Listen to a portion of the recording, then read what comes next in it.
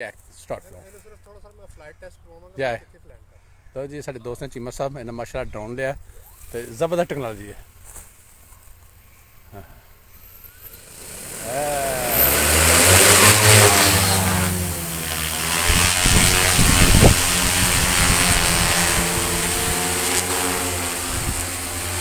ਜ਼ਬਰਦਸਤ ਚੀਮਾ ਸਾਹਿਬ ਜ਼ਬਰਦਸਤ ਫੁੱਲੀ ਲੋਡਡ ਹੈ ਉਹਦੇ ਵਿੱਚ ਤਕਰੀਬਨ 16 ਲੀਟਰ ਪਾਣੀ ਇਹ ਲੈਂਡ ਕਰਦਾ ਹੈ ਇਹ ਚੀਮਾ ਸਾਹਿਬ ਕੋਈ ਮਤਲਬ ਇਹਦੇ ਕੋਈ ਨੁਕਸਾਨ ਹੋ ਨਹੀਂ ਇਹਨੂੰ ਪੋਟਿੰਗ ਦੇ ਸਾਡੇ ਸਾਹਮਣੇ ਲੈਂਡ ਕਰਵਾ ਦਿੰਦੇ ਹੁਣ ਜ਼ਬਰਦਸਤ ਜ਼ਬਰਦਸਤ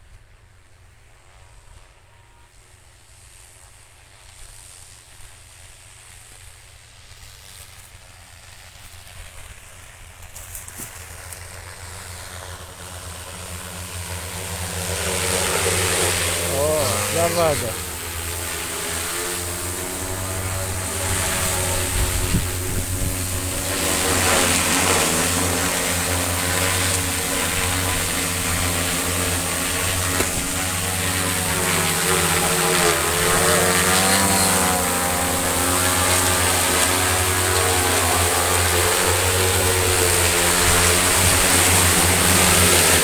زبردست زبردست